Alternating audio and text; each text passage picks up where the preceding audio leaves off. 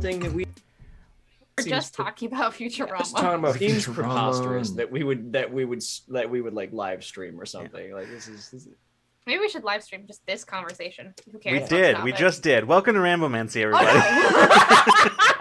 Oh, See, Bri, we tell guests this sometimes, but like you get the one freebie where we where we don't give you super explicit warnings that we do give you super explicit warnings that we're going live.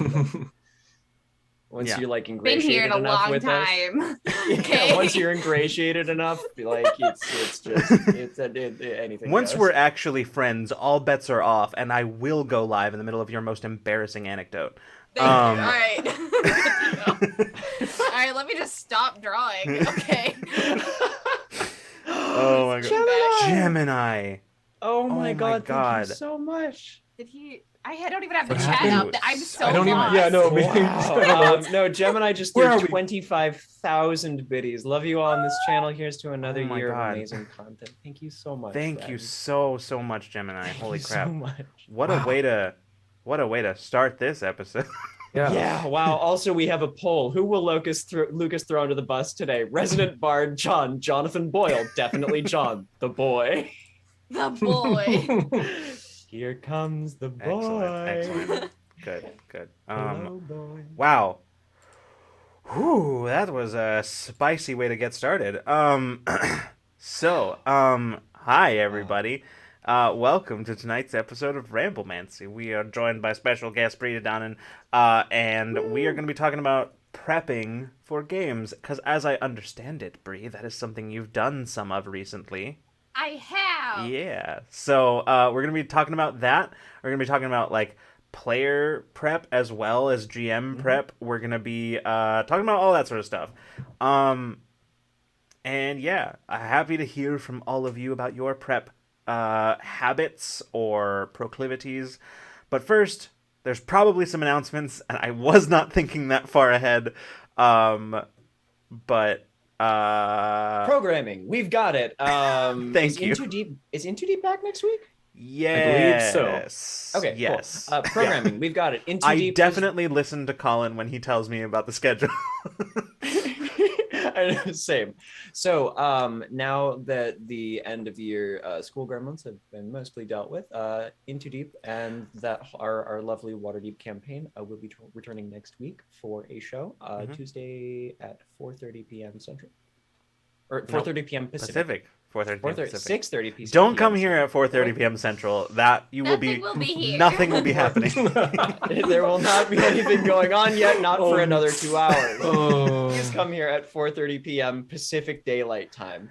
Speaking of Into Deep, there is a note about Into Deep. This upcoming episode will be sort of a mid-season finale for Into Deep, because we're gonna be taking a break, because just like leaving college life is chaos, just post-college life is also chaos. So Sure is. So they're coming back for one episode, the mid-season finale, and then they're gonna be going on like the Rule of Lore break a little earlier than the rest of everything else is doing. So yeah, that's gonna be happening. So this upcoming episode of Into Deep will be the last one for a couple months. So yeah, we don't exactly know where the end parenthesis is gonna be on our break. Yeah. But at least There will be one. There will be one. We're coming back. We don't know exactly. We haven't talked about when it's gonna be yet. But I think tentatively it will be in August. But that's, I think so. Yeah. But we haven't actually talked about that. But I'm pretty sure that's when it's gonna be. Yeah. Sometime post Gen Con. Yeah. Anyway, That'll that's probably be it. yeah. There you go. That's all. That's all my brain will do as far as announcements go. Continue to take it away, John. Yeah, anyway, so that's Tuesday, 4:30 p.m. Pacific, all of the Into Deep related news. Wednesday, we're doing our best. Wednesday, we will very likely have Infinite Horizon at 6 p.m. Pacific. right here on this very channel. And of course, you know where to find us every single Friday at this time, 7 p.m. Pacific, right here for Ramblemancy, either just the three of us or any of a variety of friends and guests here on the channel, such as we have tonight. If you want to, I'm gonna plug our Discord here at the beginning, and I think that's the rest of our announcements really. But like we have a Discord where you can keep up with announcements and continue the conversation offline. It's a great place to be, so you should join it. And I think that's kind of all of the rule of lore things that's going on right now. Yes. Yeah. Don and family, thank you, Momblin, for the sub and for starting a hype train. Thanks for starting the hype train, Mom. Hell yeah. Heck yeah. Good old Momblin. What was I gonna say? Something about the Discord. Give me a second. Oh, a quick announcement, just a little update about Patreon stuff.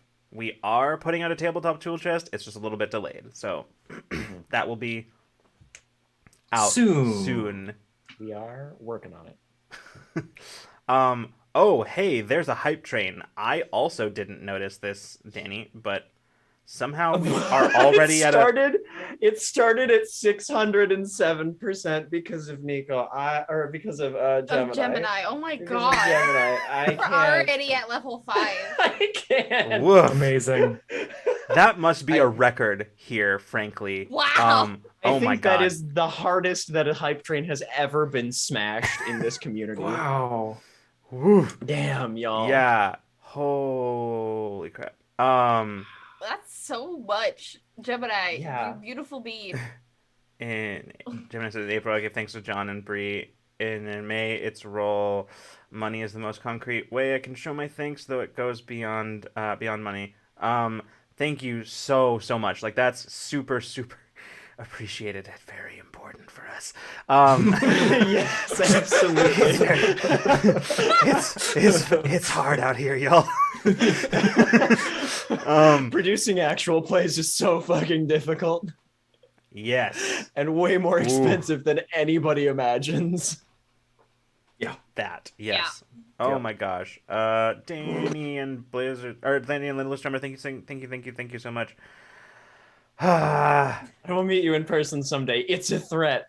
Listen, we're going someday soon. We will manage to have a Rule of Lore meetup. I will, like, it's fairly certain that I will be at Gen Con this year. So like I will try and organize anybody from the community who happens to be in Indianapolis that week. I will try and organize it. I will also say that I may have an appearance somewhere at some point this year. I cannot at the moment say more than that, but nope. just keep an eye out. I might be, I'm not sure exactly when I will know, but as soon as I know and am able to speak about it, I will do so. Okay. Gemini really out there single-handedly paying for John's entire life expenses. Gemini bought my groceries last month. Oh so my god. Yeah. Oh. Okay. Ramblemancy. John, what do you got for us? You know, I am in the unique position tonight of having actually thought a little bit ahead because I didn't have internet, and when I don't have internet, I can't compulsively do a million things. So I'm allowed to think when about the internet is off, I'm alone with my thoughts. Yeah, so I am in the unique position of having considered like a question, especially since we have Bri on tonight, and I can throw Bri under the bus. I'm not gonna do that, but like only a little bit. So Lucas and I are both fairly experienced GMs, and Freeman, you've done a lot from like the player side of things, and Bri, I know you've played a lot of TTRPGs as well. But just recently, you ran Marketplace Mayhem over on your channel, which was a Teens in Space game that you did a whole hell of a lot of prep for. I did. And so I thought a fun place to start the conversation might just be what was, besides obviously the amount of preparation that you did, what was the biggest change from going from being a player in a TTRPG to being a game master for you? The biggest change was having to learn rules. Because as a player, you know how you have to know the rules, but you only have to know the rules like when it pertains to you. Like you're like, okay, I know, like for D&D, it's like, okay, I know how to roll a dice. These are my stats. These are my spells. That's all I need to worry about.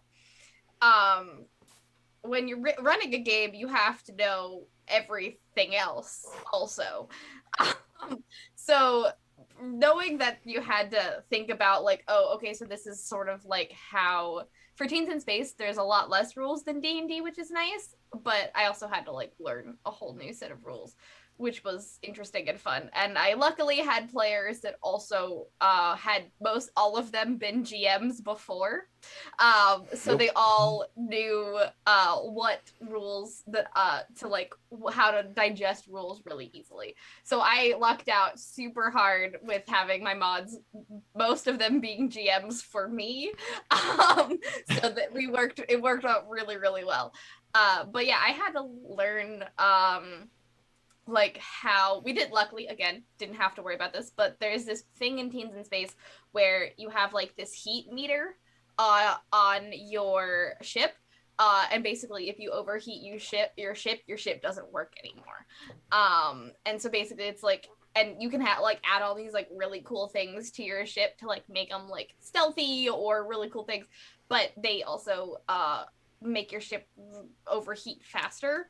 And I had to learn a little bit of like how ship mechanics worked, on top of like this is how rolls work. These are like the different difficulties that people need to roll in and under, and also, you know, figuring out how to make things balanced on the fly is sort of another thing, because as a player you don't care, you're trying to break the game at any given moment.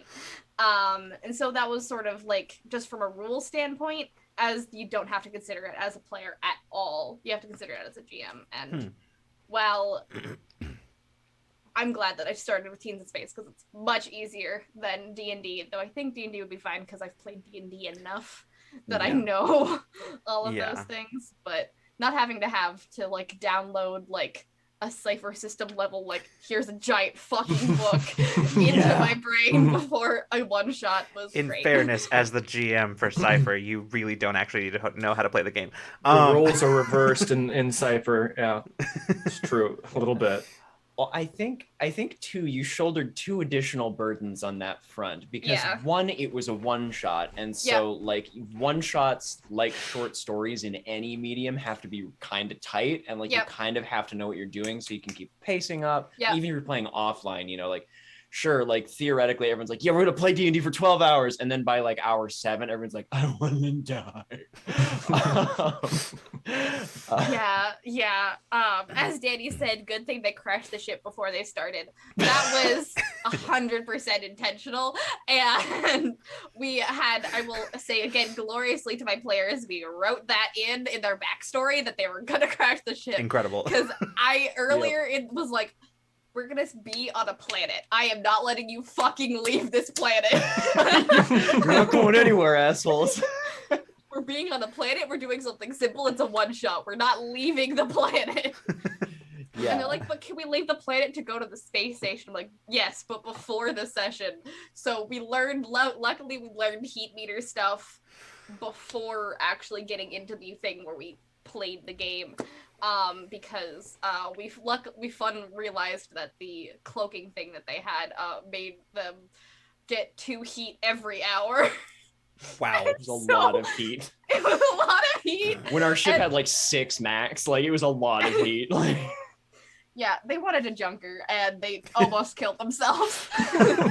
Which is very on brand for a bunch of teenagers flying essentially a van into space. Yeah. So like So it all worked out, but yeah, it was definitely it was a whole new system, and I was a new GM, and so it was a lot of rules that I and running a one shot, and on top of that, it was an actual play, so you're also trying to engage in those mechanics to keep the game running, to keep the show interesting and entertaining for the players and the audience, and you're also kind of trying to hide it, like a little bit of it, you know. So like it was, For your first time GMing, you took on a monumental task. I really like jumped into the deep end. Yeah, like you walked over to the deep end, looked at how deep it was, climbed up onto like the low dive, climbed off the low dive, climbed onto the high dive, climbed off the high dive, and then jumped off the top of the water slide. Like, yeah, I really did. Yeah, Amazing. I don't know. It was. Yeah. Thinking about it like this, yeah, it was kind of a weird decision, but it worked out great, and I had a really good time. So See, this is why this exact thing is why, like, in general, I'm not entirely on board with the idea that, like, this is maybe a weird leap, so like follow me here. But like, I'm not entirely on board with the idea of like having a rules light system be like the best entry into like TTRPGs, right? For the same reason, because sometimes you just gotta dive in, you know, like.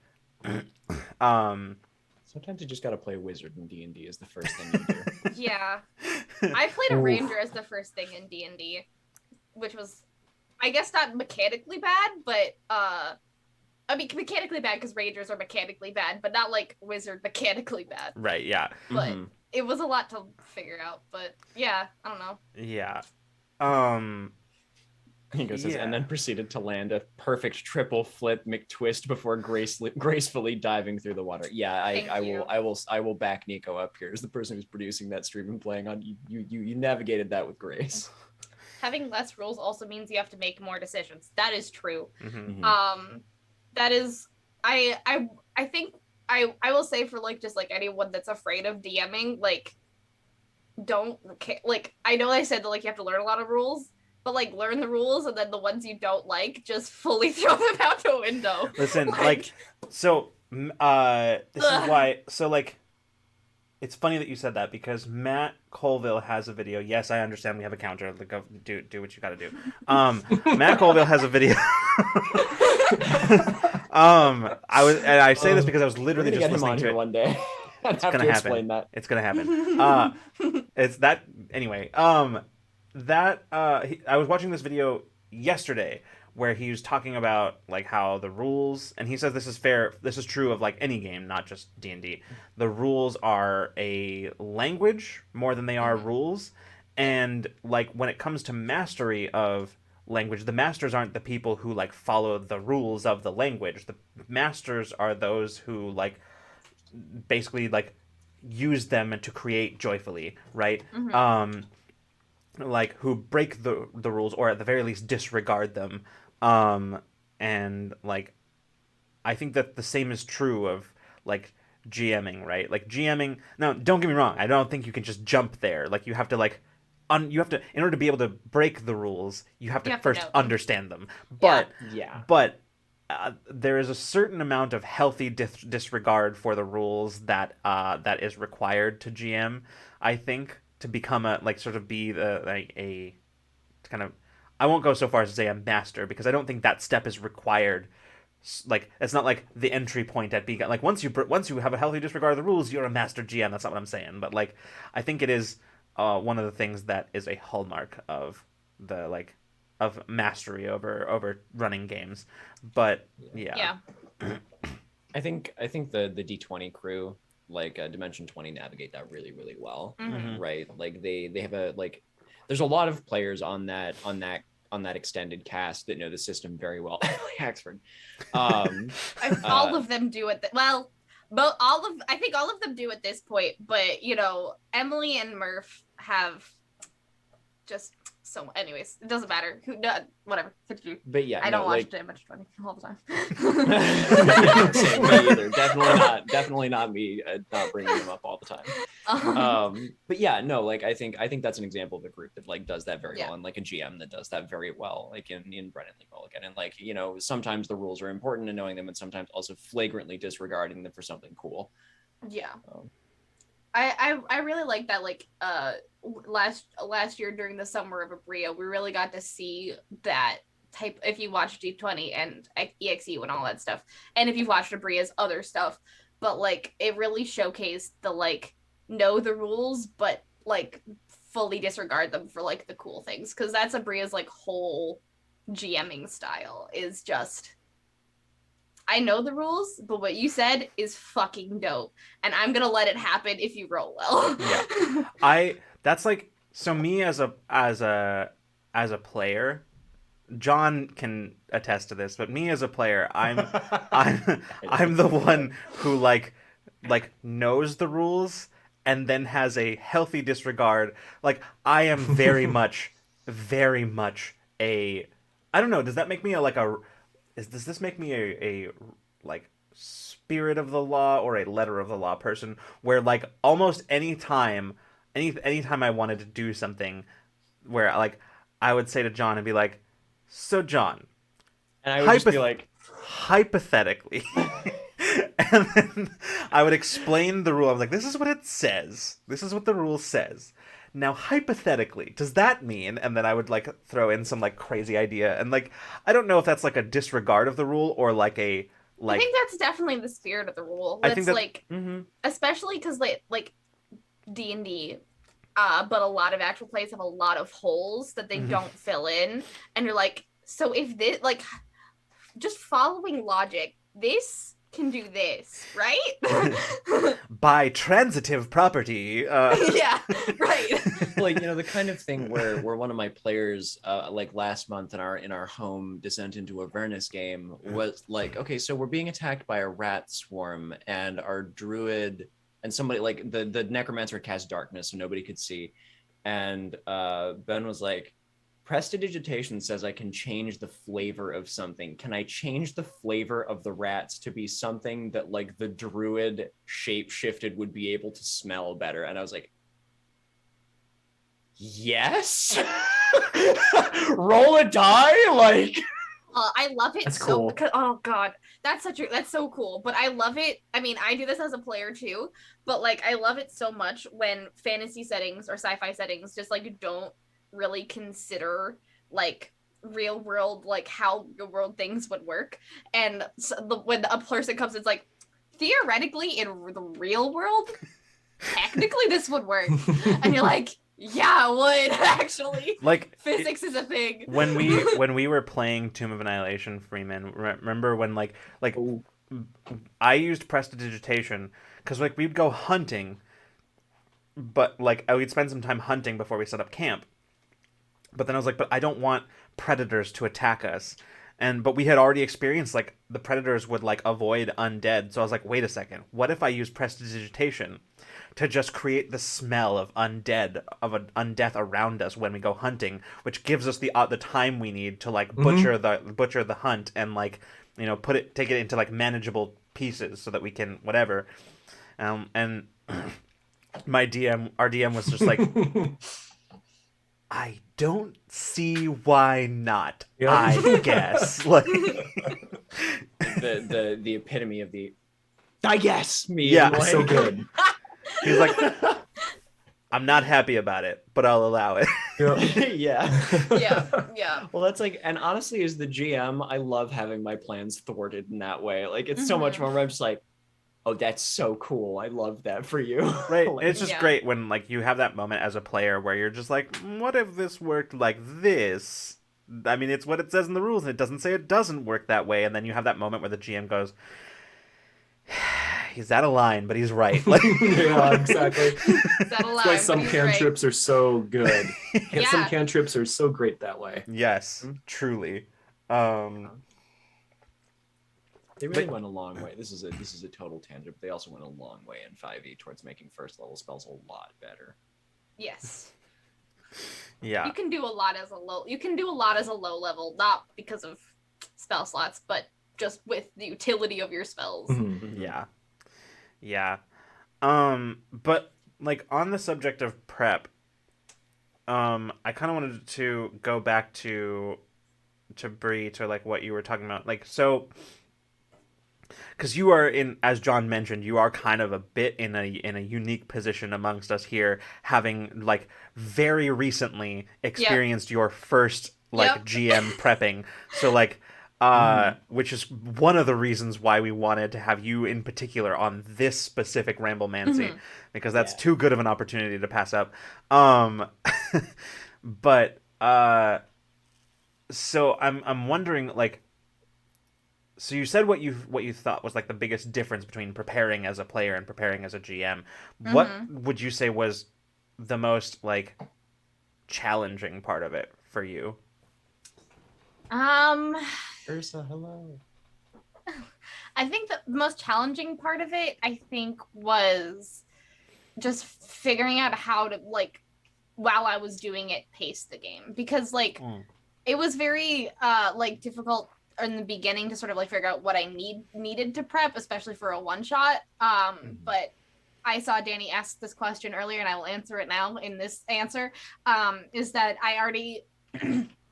I'd made the lore and story like super easy on me because it was set in the universe of a comic that I have had in my head for years. Right. That I have already started writing for, and I've had to make some lore for it specifically for the characters.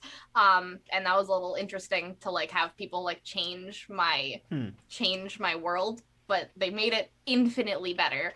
But Players do that. Players, like, yeah, they're like, I'll get it. Like, I don't want to, like, this is kind of a weird thing because I am actually going to have a Q&A about it, but whatever. It's, a sneak peek here. You can say as much or as little as you want to say about any of these things.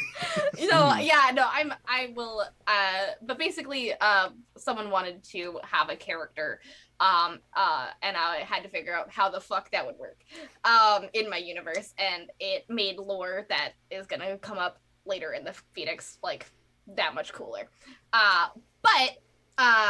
Yeah, it made some of our like, you know, writer artist editor meetings for the next couple of weeks very interesting. I bet. Because John had no idea, because I couldn't tell John any of this, but while I was game prepping, I was like, John, I have so much to tell you. I know, like it like a couple weeks after Marketplace Mayhem, like we basically cleared the rest of our plates, and I was like, okay, unload, just give me all of it, like I did, like. And I gave him a whole bunch of lore, but it was really easy to like game prep because of all of that.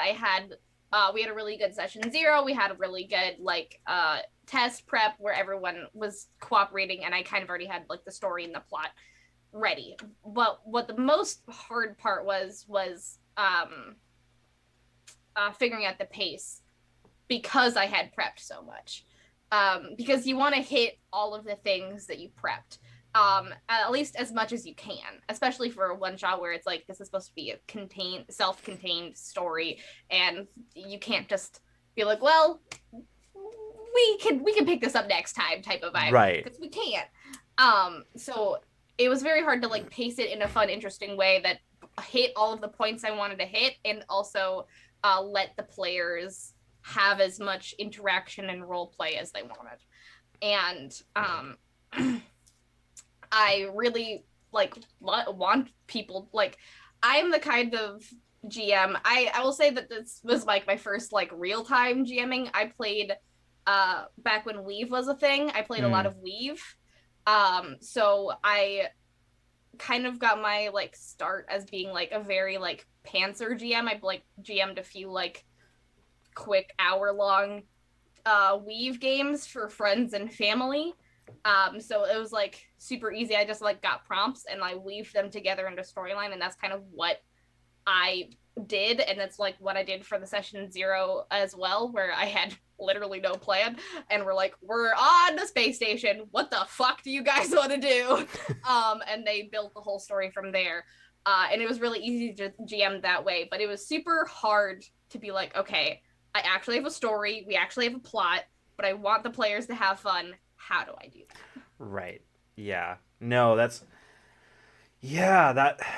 is tough. And I think it's interesting. So, like Ursa said here in the chat, it's also a scary thing to let players run around in your baby, because your universe is the child that you support and raise, and it can be scary to let others meet it for the first time and change bits of it.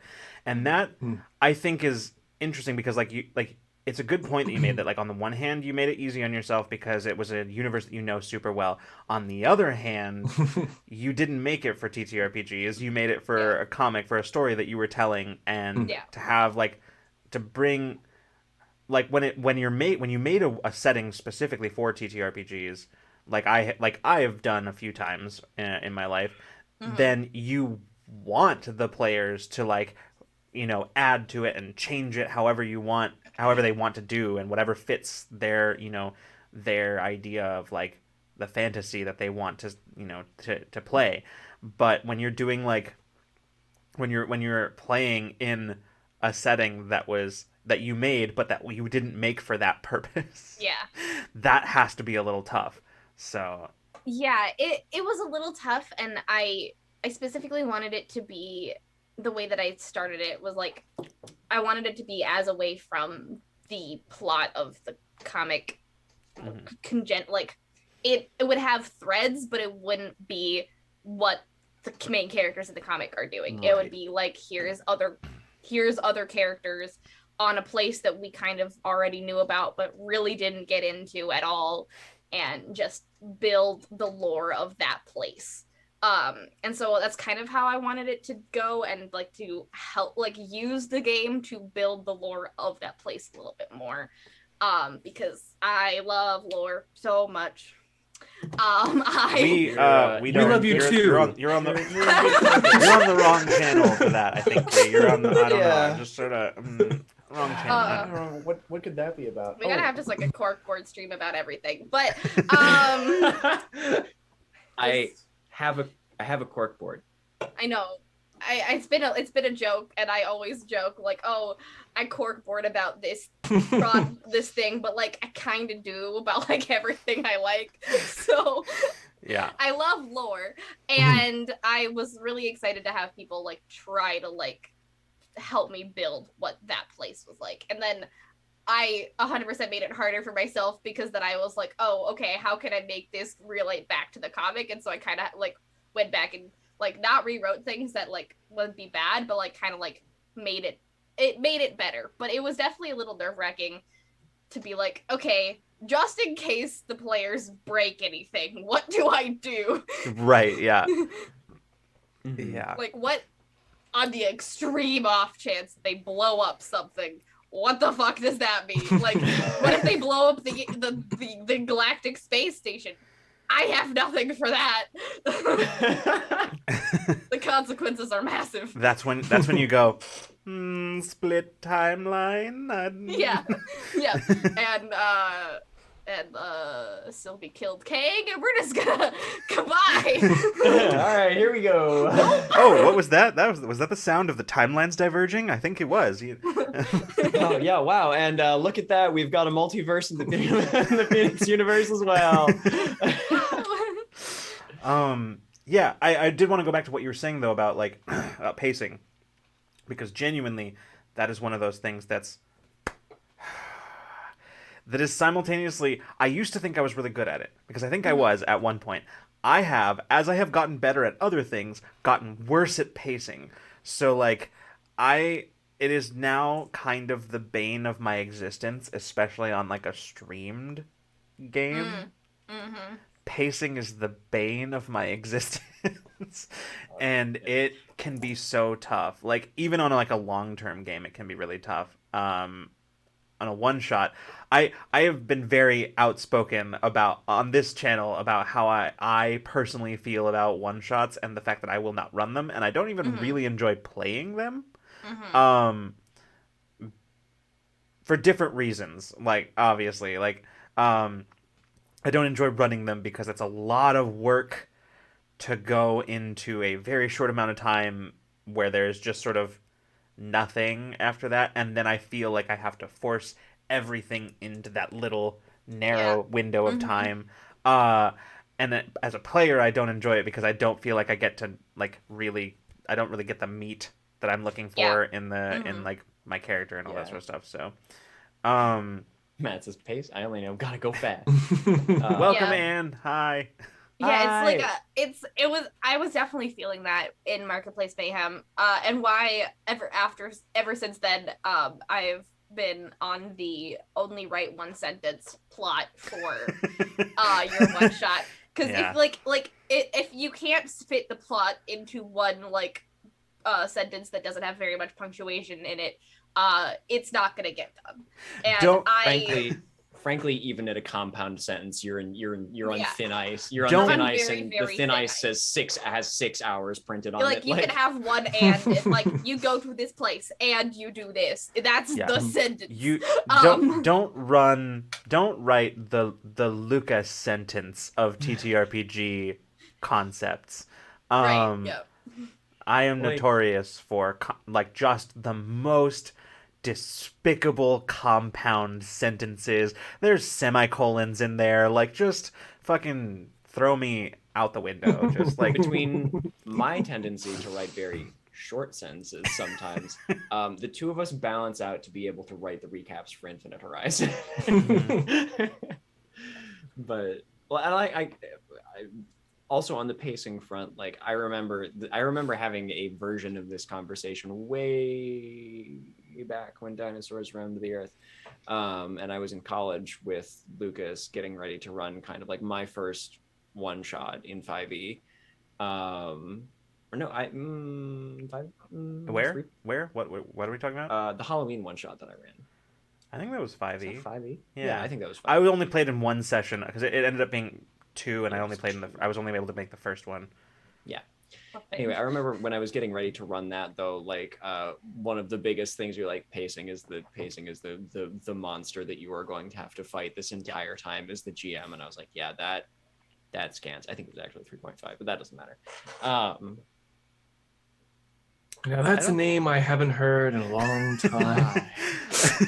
I don't think it was because I know because that's the first time I ever made a 5th edition character. Oh, okay, yeah. So no, see, and then we went back and started playing a 3.5 campaign. I think for our home game. That's what I'm thinking of. Yeah. But yeah, no, like I remember having a very similar conversation when I was getting ready to run my very first one shot offline, because that was long before I had even ever considered streaming on Twitch at all.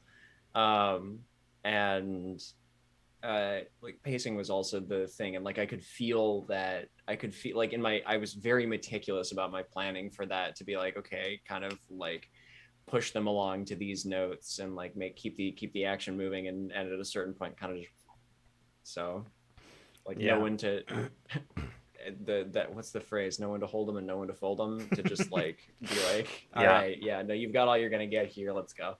Yeah. Yeah. I just wanted to scroll up and address a couple things I saw in chat. Ike said, if it's a one shot, better be 9 hours long minimum, and I better be highest level possible so I can do the cool stuff. Yes. I fully agree with you. One shots. Like normalize long ass one shots. Yeah. Mm-hmm. Yeah. They're very like, it's bad for actual play stuff, but Yes. it's so fun in just the world. And like I've said this so many times. One of my issues with one shots is that I never end up getting the amount, like everything that I had like thought about or prepared or any sort of satisfying narrative structure into like the standard 3 to 4 hour sessions.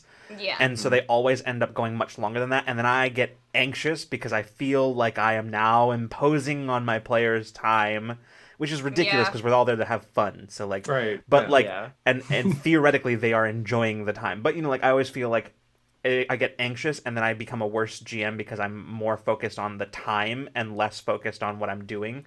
Yeah. So if we came to the one shot with the understanding that this was going to be like 6 hours minimum, then you're might like start you're playing gonna it- sit down and just... like, yes, we will have breaks. Absolutely, we will have breaks to like stand up, walk around, stretch, whatever, because we're not like 15 anymore. But like, Yeah. we cannot do the marathon game session. However, it is going to be like an all-day affair. Yeah. Yeah. You We're gonna you sit really down- gotta do that. Yeah, we're gonna sit down at like 2 p.m. and then we're gonna start playing, and we'll take a break and get some snacks, and we'll stop at dinner time. We'll all go our separate ways and get dinner, and we'll come back and we're gonna play for like another 4 hours, and then the 4 hours will actually be 5, and it's 1 a.m. and now we're done. Like, Yeah. you know, and by the end, Because of you it, got to we'll fist debrief fight. afterwards, you know. You got to Yeah, exactly. Like you finished Yep. playing at around 10:30, but the reality is then that you sat around talking and debriefing for the next like 2 Exactly. hours. Important. Exactly, it is. It's It's like very important. it's like aftercare, but like Mhm. the less intense version of it, because it's just you know. Also, the Danann family, thank you so much for the bits. Thank you. Oh my Thank gosh. you so much for the bits. I was gonna say also I wanted to address what was the other thing Nico said, because talking about pacing, because it is a continuously prevalent aspect of the game. You can sideline combat, you can sideline role playing, you can sideline simulation aspects, all in favor of concentrating on one of the others. You can't sideline pacing. Yeah. Yes, because like on some level, you really want to create something like a satisfying, like our Western brains, at least Western brains, are structured such that we want beginning, middle, end, story. Let's go, right? That's what Yeah. we want. We want to have that like satisfying conclusion on the end. And there's lots of ways to do that. You don't have to necessarily come to the end of the story for it to be a satisfying end necessarily. There are ways to do that, but I think that's a little bit more like advanced kind of GM chicanery. Yeah, like there's gotta have some sort of conclusion. You have to, I don't know, the beginning and middle you can always like be like, Yeah. you gotta have a good conclusion, and if there's not enough build up to have a good conclusion, it just won't hit. Yeah. And When if it takes more than one session, that's fine. Yeah. Yeah. Like when it comes to music, like what I've been told by a number of conductors over the years, is that, or like and like lessons professors, is that people will remember two things. They'll remember a lot of things about your performance. Obviously, they'll remember two things: your first note and your last note. And it's a little bit the same with GMing. A little bit less so with the place that you start, some necessarily, but the note that you end on is kind of important, because that's the thing that everybody walks away from the table with. It it's going to continue to use the music metaphor here, resonate in the hall for a little while after the performance is finished. Yeah. I had a different thought. And this is maybe more like, this is about prepping as a GM, but I think is more like kind of intermediate level GMing kind of concept, which is something that John and I have talked about before, when it was directly pertinent to us, but I was also talking about it yesterday at one point, which is and I don't know how universal of experience this is, so this is why I'm like sort of talking it out here.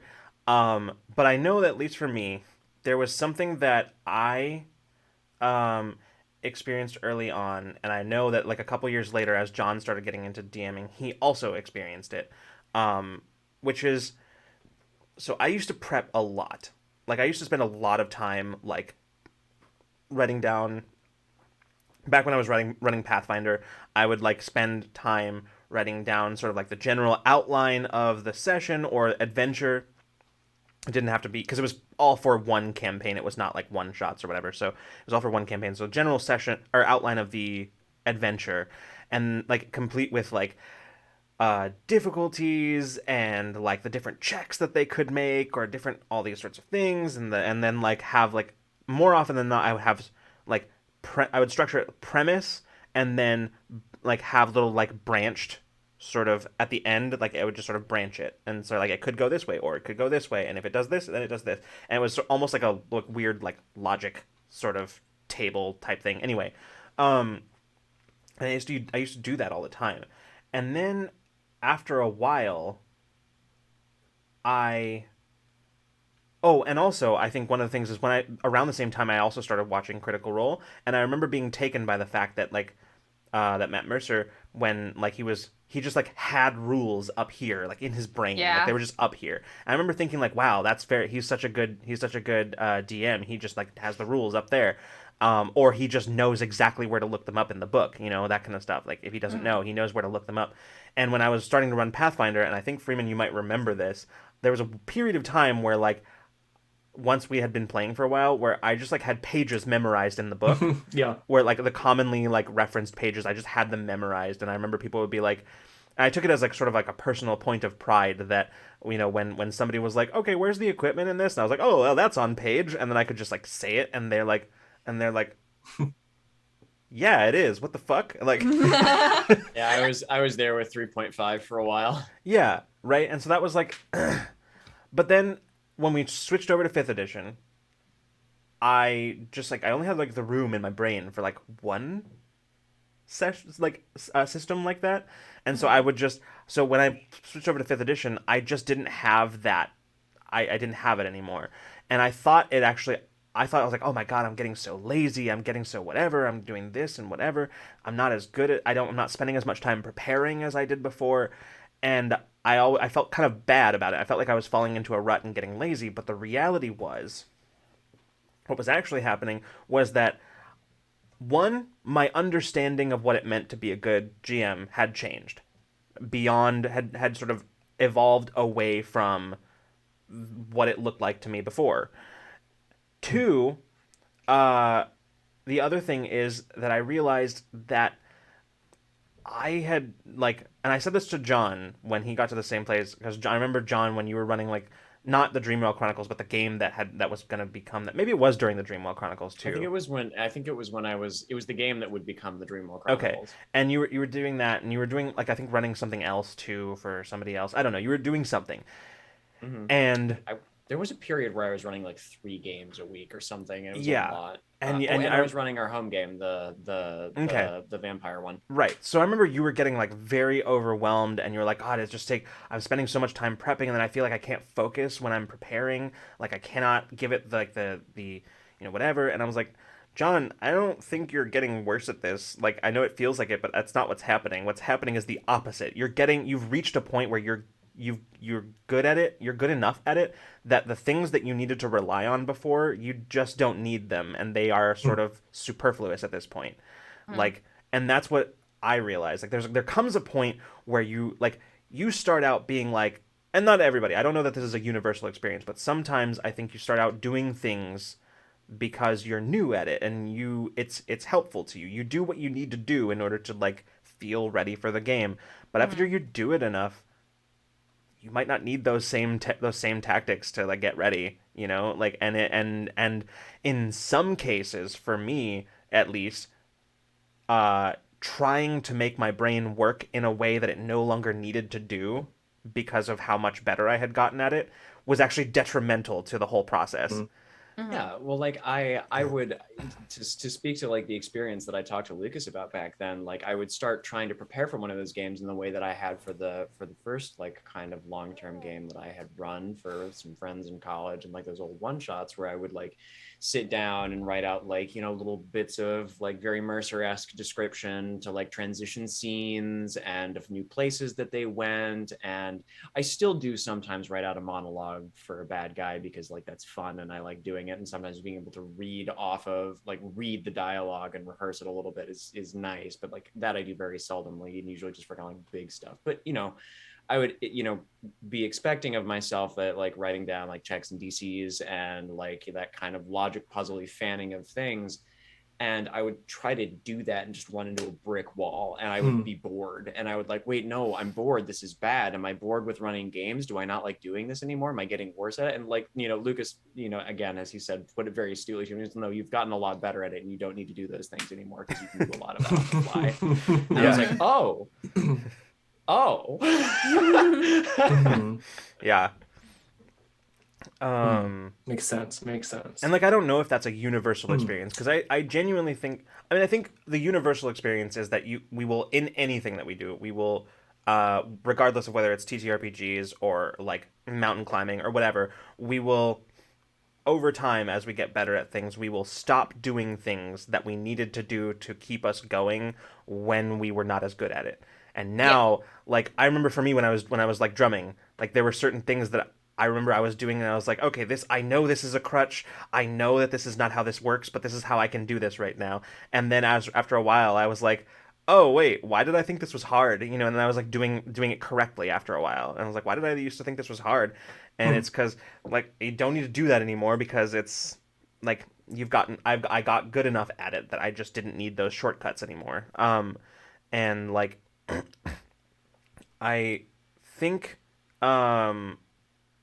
so that part of it is universal. I'm not sure if like if that's the experience of preparing in that way is universal when it comes to like like eschewing the I don't know, that kind of those early techniques that you develop, you know.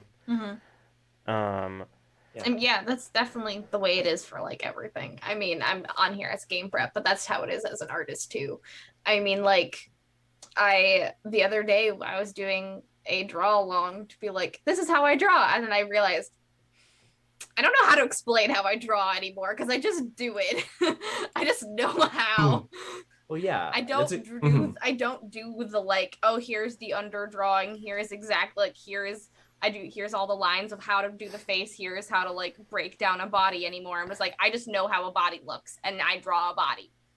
And that's it. So like for GMing, it's gotta be the same way. It's like, oh, I don't actually have to like sit down and really think about like, oh, here's like this is the DC, this is the blah blah blah blah blah blah. Like you don't need those building blocks because you're good at it. yeah. Yeah. That's the first place that my head went to. Like it went straight to your draw along stream last week, where you were literally, I think you said the words more or less like, I just realized that I skipped about half of the process of like setting up a head and drawing a face because I just know how to do it. Yeah. I just realized that this might not be easy to follow along because I didn't explain how to do this. I just did it. All right, so first start by drawing a circle and then draw the rest of the owl. Yeah, exactly. Like that's really like it's a meme, but it's really how it works sometimes. So it's like, okay, you always start with the same thing. It's like, here is a or like if you're GMing, it's like, here is a bunch of pieces of paper, here's the book.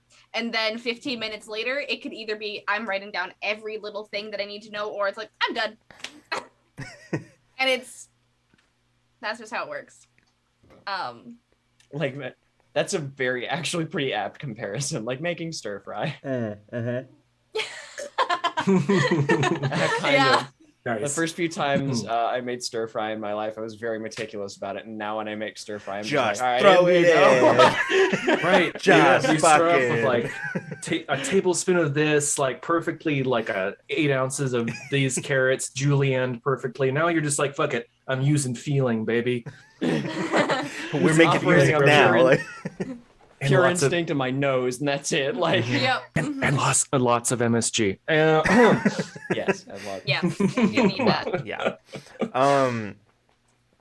I want to sort of shift a little bit because we were also going to be talking about preparing as like players, because I think there's definitely less conversation that happens around that in general, because there's a certain amount of, I think, this like you don't have to prepare in like really as meticulous of ways as you do when you're a GM, but when you're a player.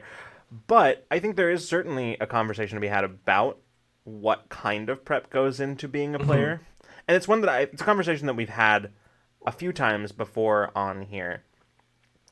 But I think it's always good to revisit it, just because I don't think it gets quite as much screen time as GM prepping.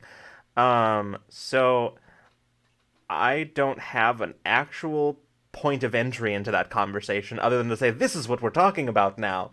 Like, put a title screen there, and that, like, if you put just like a title card on the screen, that would have been just the job that I just did. So you're welcome. I did the job that a cardboard box could do. If we did any editing for these episodes, like this is where we would cut out, and it would go to like an old timey, like a film grainy kind of thing, and there'd be like really old timey gramophone, like music playing right now, and it says prepping as a player, and then we come back and like yeah, exactly. All right. Well, if you would like to start, Freeman. Yeah, sure. Yeah.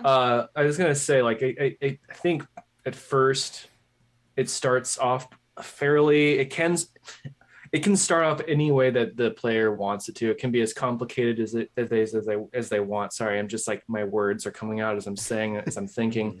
And because a lot of people, not me included, have a very intricate backstory, and that's kind of like a player preparation in of itself, right at the very start. For me, I try to just know my character and know what the dice goes to what, like damage, specifically D&D here, because that's my quickest reference. And and a little bit of what they can do. And if they're like a magic user, know what their spells are is very helpful and handy, and eventually becomes very helpful down the line, because the more times you do that, if someone else has a spell and they're like, what does this do? You can be like, blah, blah, blah, blah, blah. And It is so much weight off of the GM when a player knows what their spell does. Yeah. Yeah.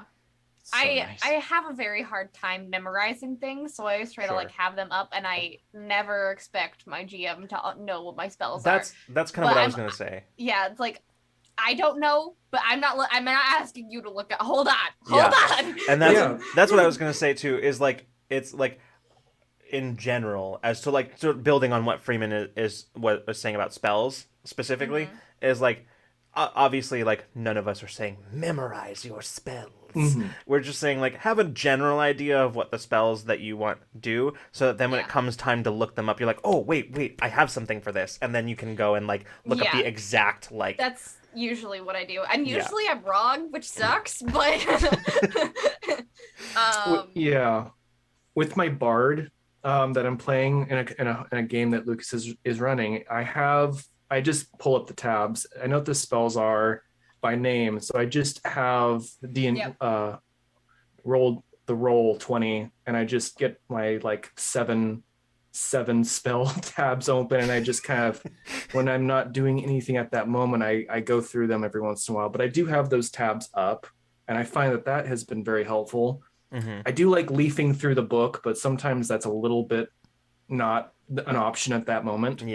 I think I used to, I don't know, some preparation that I love doing is like thinking about what my character might feel that week or that day is something. And sometimes it doesn't get a scene, but also thinking about a scene my character might want to have. And also the most important thing is like, just prepare yourself to have a good time, I think, too, most importantly, because all the other stuff comes after. As you play more, you're like, you just learn more about the game. That's just going to happen. But definitely just come to the game like to have a good time and have fun. Otherwise, it's Yeah, I have learned, as being a player for a very long time, like you kind of learn what games you like and what attitudes you like to have as a player after a very long time. And I've learned that just like coming to the table, like not like, unless like you know that this is going to be like the boss battle, or like it's going to be a high intensity session because you've been leading up to it. Generally, if you're just coming to the session, just don't really have any expectations, and just kind of like be like, I'm gonna have fun and it's gonna be silly, and that's what I want to do. It's better to like not be like, okay, I'm gonna be grungy and sad and dark. Like if that's your character, fine, but it's better to be like, how can I have fun with it, rather than like, I'm going to be depressing all day. I don't know. Or on the other end of the spectrum, I'm going to be only zippy all the time. Like, yeah, it's like I really like, maybe this is just me, but I make characters regardless of setting, and then I just fit them in the setting, just because I make characters that I think would be fun to play for myself. That would just be like the personalities that I'd rather embody. And if I'm like, I make a character for a setting, I often make a character that I don't enjoy playing. Because it's like, oh, I have to fit exactly what this setting feeling is like. And it's just not who I am, I guess. And it's more fun to be like, this is a character I'm really excited about. How can I make it a part of this game? Yeah. I actually, since we're on that subject, I wanted to go back up to something that question in chat. Ursa said, so here's a question: how much interaction do you expect from your players in their backstories with your world? That in general, I don't know that there's like a universal answer that is going to answer that question, because I think that is largely up to the GM. It's always worth asking that question as a player. So like that is always like worthwhile. Personally, I think I like it when players interact with my setting in their backstories, but I don't require it. And sometimes if like in the middle ground is when they want to just sort of make stuff that fits for them. Cuz I think like the way that I personally do any kind of world building or setting sort of stuff, I leave huge holes because I am a human being and not literally a god of this world. So I can only make so much, and I Yeah. find trying to I've done it. I have done it when I find that trying to build everything is actually it has diminishing returns after a while in terms of making everything feel a little bit restricted. Yeah. So personally, my favorite thing is when a player invents something in my world for their backstory. Me too. Oh, that's amazing. So like Yeah. I like chaos. I like organized chaos, but I like chaos. It's one of the reasons I love rolling on randomized tables. It's one of the reasons I love random encounters. It's one of the reasons why I love just like randomized loot is one of my favorite things.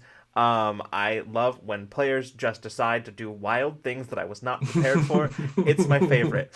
Well, don't worry. I love to do wild things that you weren't I prepared know for. you do. Yeah, that's yeah. I mean, I'm also definitely that player. I don't like being the one that like I'm gonna just add something to the world because I don't want to like step on toes. But I really like kind of being the Taliesin Jaffe of like I'm not making a backstory. I don't remember my backstory. Fucking go for it.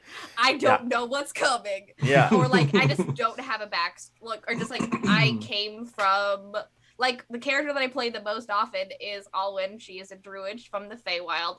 She doesn't know fucking anything, and she is a planeswalker and doesn't know where the fuck she's going. She's just here to have a good time and see what's going on. That's it, and I love her. Yeah. I like what Nico said here, which is Nico said, I also implore players not to make in-game plans on their own. Either get the GM or at least 1 to 2 of your other players involved, because guess what? You're not the only person whose enjoyment matters at the table. Yes, absolutely to what Nico said. But reading that, it sort of triggered another thought about, being a player. And this is maybe a little bit esoteric, kind of weird out there, or maybe it's not. I don't know. I'm formulating the thought as I'm speaking it, and so I am experiencing the same words at the same time that you are. So let's go.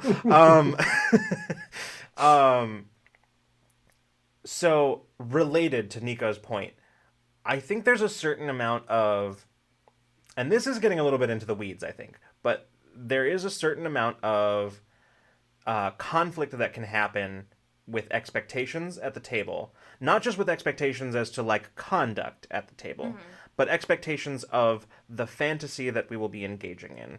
And I think like this was a concept that I can't like I crashed headlong into as a GM a few years ago, and John will know what I'm talking about. But a friend of mine who was in that game pointed out to me something that I'd really never thought about before, which is that different players come to the game to get different things out of it. And I think that's an important and difficult thing to pin down for you as a player, like as an important but difficult thing to pin down, because it requires a certain amount of introspection and self-awareness where you're like, what is the fantasy that I want to play out with my character in this game? And furthermore, why? Right? Yeah. Because why is an important question to ask, because it helps your GM. Why is such an important question? Because if the thing that you specifically want conflicts with what the GM wants, it doesn't mean that you're at an impasse. Because if you can pin down why, that's when you start working with your GM to like get something that is satisfying to you. Even if it's not the thing that you originally pictured, it's something that like still satisfies what you want as a player, but also what your GM wanted when they were picturing the game. And it helps them also get kind of on board, sort of like what Nico was just saying, right? It helps them, the GM, get on board with what you want to do in the game. It puts them on your team, right? So then, like, if I know that a player has like a romantic interest, but like, then I am obviously going to like, this is actually, you can see this playing out in our Chult game right now, where like one of the players like was like, oh my gosh, this NPC is so hot, I'm going to kiss this NPC, right? And so from that moment on, I'm like, okay, well now I will have made that NPC romanceable because it's what my player just told me they wanted out of the game. And like, perfect, right? That's a sort of a minor example version of that, but different players want different things out of a game. As a player, I think it's not required that you figure out what your thing is in order to play a game, but it is helpful. It is a helpful thing to sort of figure out, okay, what do I want out of this game, and also why. Because I like I said, I crashed headlong into this problem a while back when I was running for a group of friends. John was part of it, and we just had a major clash of expectations where I was running one type of game that I thought we were all on board with, and other players at the table some of them knew that was what we were doing and that was great. Some of them did not, and it conflicted with their fantasy of like the game that they thought they were in. So when I gave them a piece of information that was more just sort of like, this is something that's happening in the world, not it, and they interpreted it as, because they're like, oh, this is heroic D&D, this is heroic fantasy, I am going to be the hero, which means they interpreted this like piece of like just sort of general news in the world as, this is a problem for us to solve, and that was not my intention at all, and it caused all kinds of problems. You're muted, I think, John. I'm unmuted now. I do remember that arc of our D&D campaign. So. Yeah. And like, Health. Thank you. So yeah, I think it's a little bit in the weeds, I think, but not, it's not, and it's also not required, at least, like, it's not required, but I know that for me as a player, because I've done it a lot less than as a GM, which means I'm not as good at it. I'm not as good at being a player as I am at being a GM. Something that I know happened with me is, over time, I started realizing what I wanted to see. And once I started realizing what fantasy I wanted to see, it actually stopped mattering. It actually stopped mattering to me. After a while, once I like realized, oh, this is what I wanted to get out of this game, once I like recognized that, it sort of stopped mattering after a while, and now I'm just game for anything. Like, like, as long as I know about it, obviously. Like, I don't just like spring it on me, but like, I'm down. Like, I'm down to experience any type of game, like whatever the GM had as their like wild idea that they had at 3 o'clock in the morning while trying desperately to fall asleep. Not based on a real example. Like, I'm in, you know. But yeah, I don't know. But some people, they just want to experience the same thing over and over again, and that's totally fine. It's just different styles. Yeah, for sure. And when I want to, I don't know. When I want to experience something, the same thing, then I will often go to one of my favorite video games, and I will play Skyrim, and I'll play a certain character I love to play. Yeah. I'll play my sneaky arrow character, which is the most common build, I guess. Right. No, we totally do it in video games too. Yeah, you know, like especially games where you can like have, when there's different builds, where you're like, what's the fantasy I want to experience today in Skyrim? Yeah. Like, I want to make like the super sneaky ninja assassin, or sometimes I'm like, I'm gonna make the guy who hits people with the biggest stick available until they stop moving. Right. Like, you know, different stuff. Following Bri's thread about like kind of bringing Alan around to a lot of games, there is something very comforting for me, Lucas, about bringing my old bard Aiden to a game. When somebody's like, "Hey, do you want to guest at a game?" I'm like, I know exactly who I'm playing. Yeah, like, it's having a character that can just kind of jump between games, can be a little bit difficult depending on like the kind of character it is. If they're really just kind of like there for the ride, like kind of like how Lucas was like, I'm down for anything. Like, having a character that has like no ties to nothing and just being like, I'm ready to be in whatever game you want me to. I might have a problem with it in character, but I don't care. As a player, I'm here. Yeah. And also, very important, character player two different people might have very like similar goals or wants in the game, but something that you as a player would be like fine with, your character might not be okay with, and it's okay to like be like, oh, I'm not okay with this, but still not be like, hey, actually as a human person, I hate this. Like, don't give off those vibes. Be like, in character, I'm not sure if this is a morally right thing to do, but as a player, be like, yes, kill him, kill him, kill him, kill him. Oh god. My character is like, oh, I have quandaries about this, but you're also sitting here as like me, John the player, going, God, I hope the rogue just fucking stabs him. Like, in our home game, we had a situation like that where they were like the party was fighting enemies, like other like they were elves, right? They were enemies, but they were elves, and there was this whole thing where they were like fighting, and at the end, some of them surrendered, and like one player was like, I'm gonna kill this guy, and the other player was like, absolutely not, and like stepped in, and it was like a thing, and I remember the one player who stepped in was like afterwards was like, I'm really sorry. I stopped you from doing that, but like are you okay with that? Are you okay? And the other player was like, no, are you kidding me? My character hates this, but I love it. It's like drama. Like That was very good. It's like, it's the difference of like being your character, like your character's like, I want to talk to these people and make sure that like we all have a good thing, but you're sorting through your spells, like which one can I make them all obliterate at once? Which one how can I kill them all immediately? Yeah. Like, let's see, how many extra d6s can I have if I upcast fireball? Like, exactly. Can I get into triple digit damage while they like?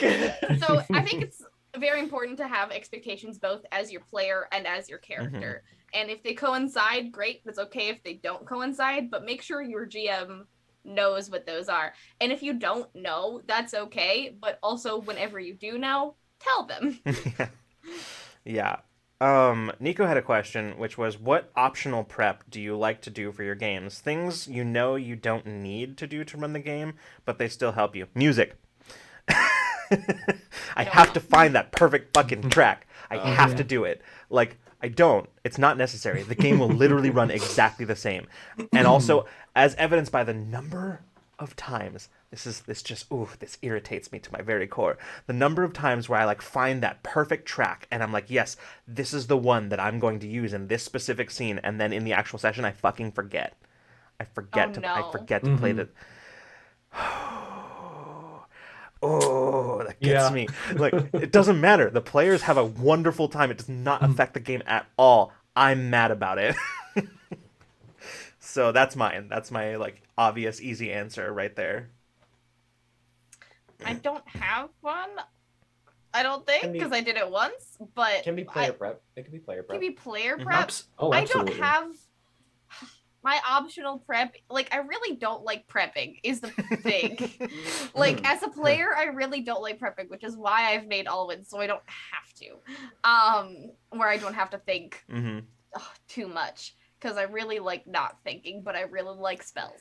So that's why I've made a character that doesn't think and have spells, but is also very wise. But I think for just games in general, like, or just making worlds or making games, mine's tedious and nerdy, and it's how the fuck do things work on a cultural and biological level, because I am an anthropology student and I have to know.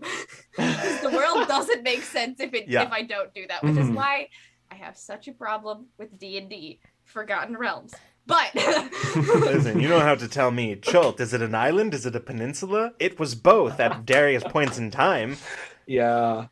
Well, like, it depends on who you ask. Which is why I started in a sci-fi setting where I made all of the lore myself, because I knew it immediately. But like, if I swear, if I ever run a D&D game, it's like, this is how this works. If you ask me, I will give you a college level course on how this works, because I need to know. You should. I think if you run D&D, I think you would enjoy Eberron. I think that is 100% the thing that I want to do. I have like this is getting completely off topic, and as some people might What know, on Ramblemancy?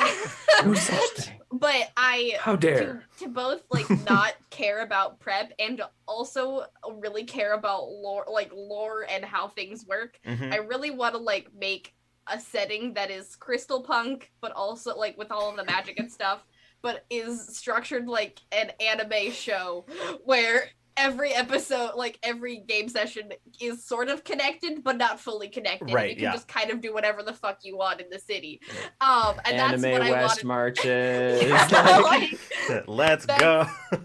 and I also that's sort of my dream to run in. Yeah. But yes, Yeah. no prep, all prep. I also think as like what will probably appeal to the anthropologist in you, Bri, is I was recently told about I think it's called Level Up, but it's sometimes called Advanced 5th Edition by EN Publishing, and in it the character creation stuff separates things like the like culture and like the like ancestry and like background, and it separates those things and even adds in a new mechanic, which is like destiny, which is sort of like it's kind of like a snapshot idea of like what you want kind of your character's story to be like and about.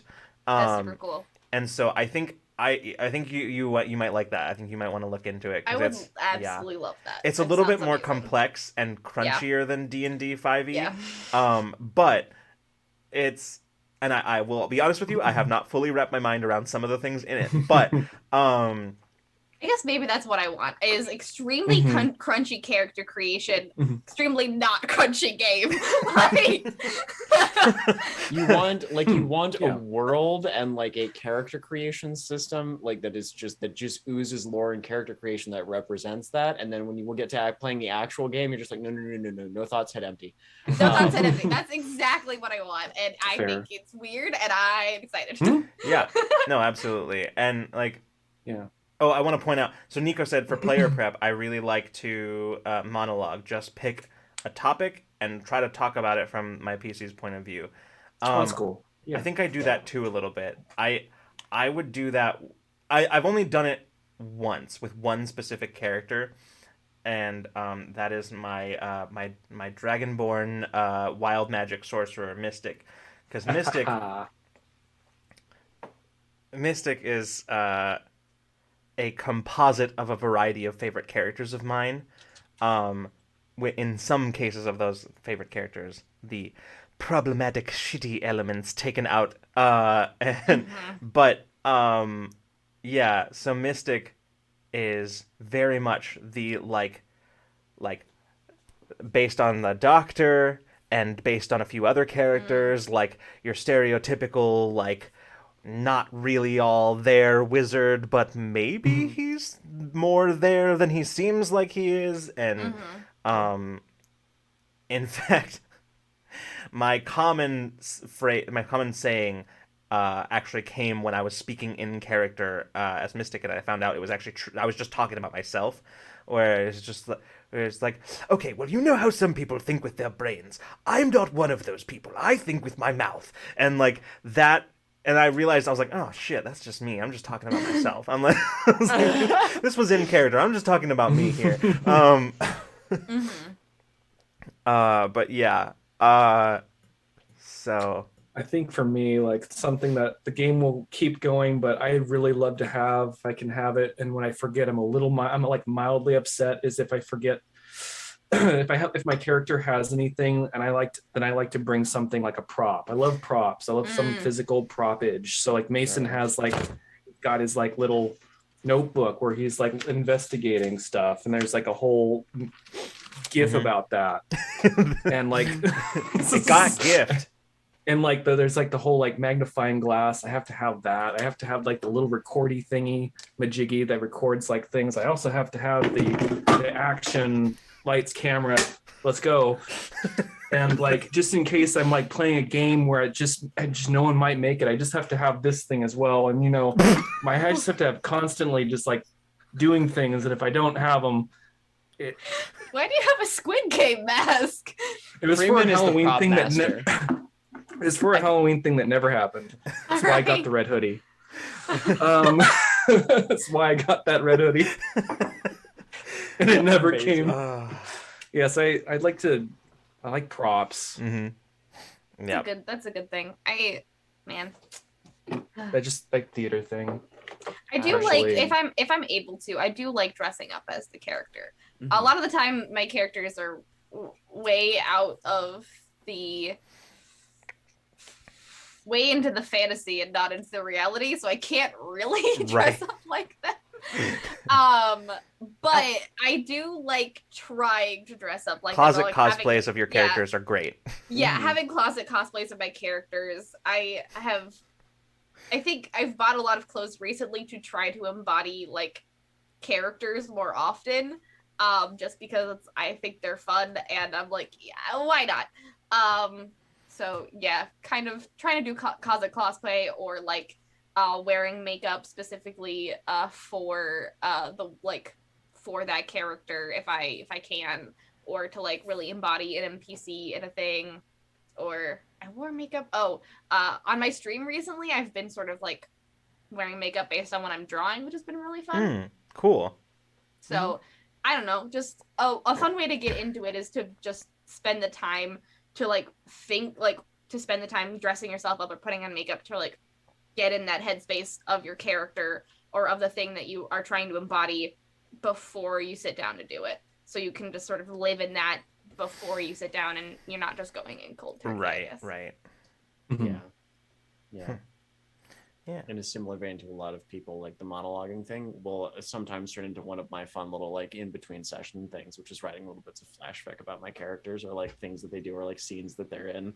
Like I very much enjoy that. There's a lot of notes in my phone over the years that have been just me writing like little scraps of flash fiction about scenes I imagine them in. That's one of my little bits of totally unnecessary player preparation that is mostly just me having fun, but it also kind of like keeps me like grounded in the character. Oftentimes gives me ideas for things that might actually happen in the game, even if this little scene that I played out in my head doesn't ever, just like entertaining the possibilities and then writing them out and being like, very precious with like little turns of phrase and flash fiction. It's a fun little thing that I like to do.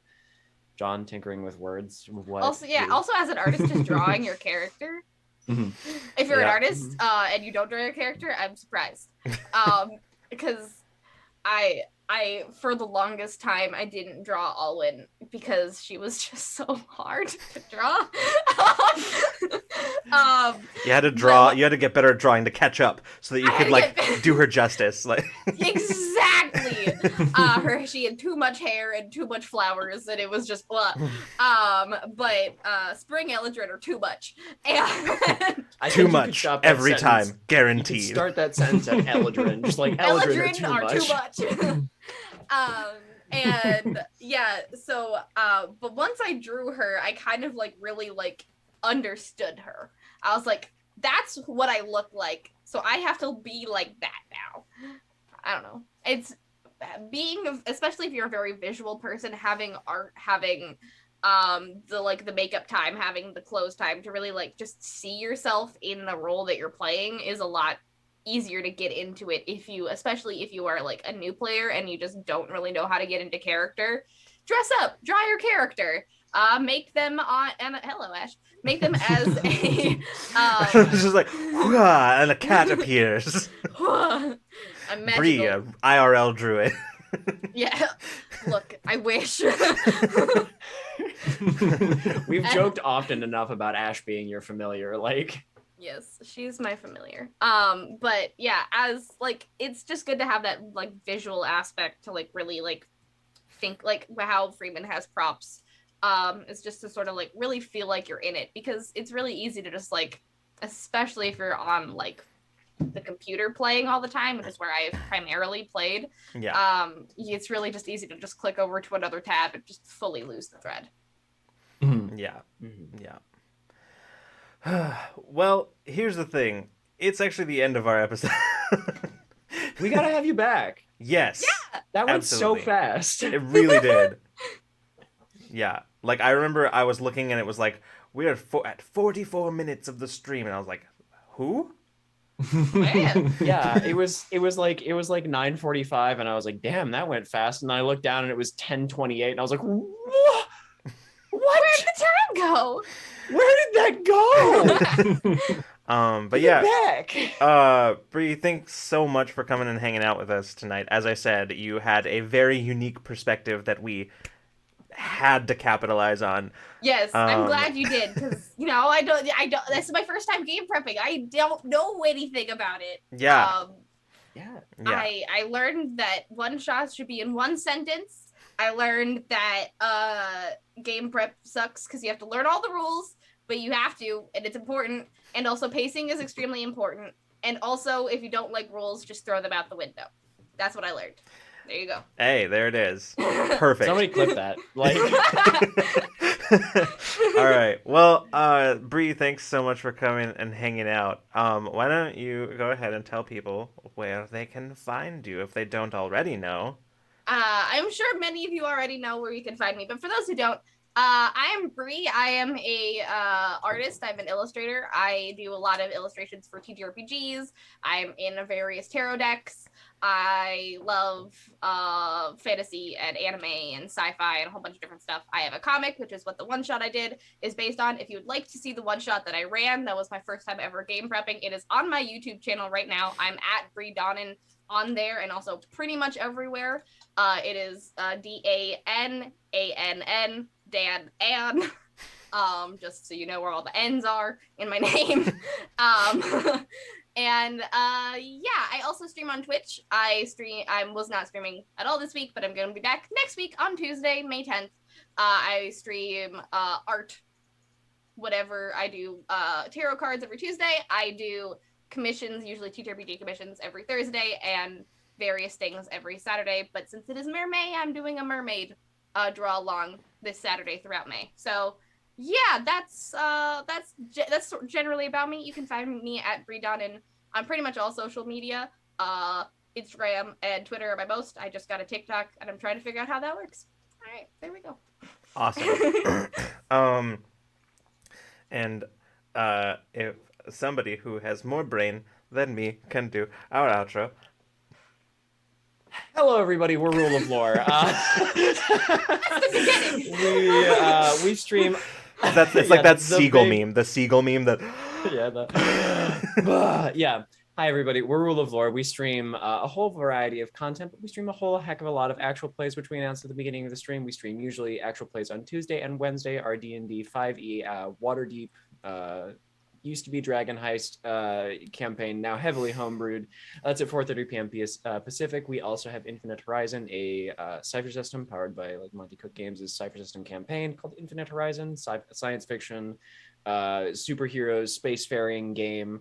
That's at 6 p.m. Pacific on Wednesdays. Those are both of our actual plays. You can also find the Infinite Horizon on podcast, and all of those things wind up on YouTube. Of course, we have this very show, Ramblemancy, where we spend some time with you, the community, and chit chat and about any kind of different nerd sundry topics. That's all the usual kind of programming stuff we have going on. If you like what we do, there are a variety of ways to support us. For instance, we have a merch store. So if you want one of these rad Rule of Lore shirts that Lucas Freeman and I are wearing right now, or perhaps a mug with this very logo designed by the one and only Kawaii Not Murphy Pop Art, you can get one of those in our merch store, along with a variety of other designs. And that's a fantastic way to support us. There's also Twitch subs, which, Amazon takes a 50% cut off, but you get these cool emotes that you get to use on our channel. Also, if you sub here on Twitch and are in our Discord, which is just a fantastic place to be a part of the community, chat with us after the stream, catch little community hangouts and voice chats where we all hang out and play games. You also get some of our Patreon rewards, which are aimed at helping both new and experienced GMs jump into having like a bit of a toolkit for running games, or have for players inspiration for NPCs or places to sneak into your backstory. All kinds of good stuff. Or if you support our higher tiers on Patreon, these are exclusive to Patreon. You can help us design some of the like worlds or like plot or elements that go into our actual plays.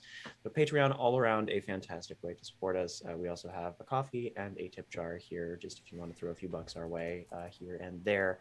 And I think that is more or less all of the ways that you can help us keep the lights on. We so appreciate whatever you choose to do, even if it is just sharing our posts on social media. That helps your favorite creators so much. And like so many people have done tonight, clipping our shows and sharing them. Excellent way to just pass word of mouth about what your favorite local streamer does. If you are watching this, or I was about to say if you're watching this or Infinite Horizon on YouTube, but I was like, of course you're not watching Infinite Horizon on YouTube. You're watching this.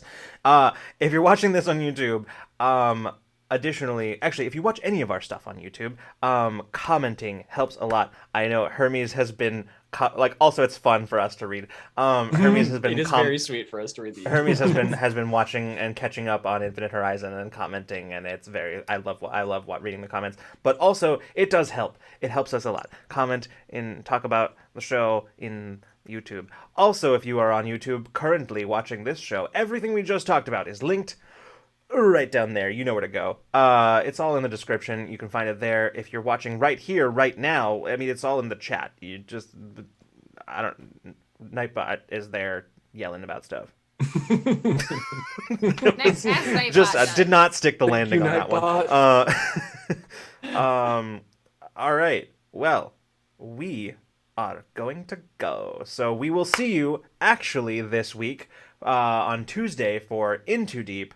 For their mid-season finale. So we will hopefully see you for that, but if not, we will see you the next time you decide to come roll with us. Thank you so much, everybody. Good night and good zone. Bri, thank you once again. Thank you for having me. Yeah.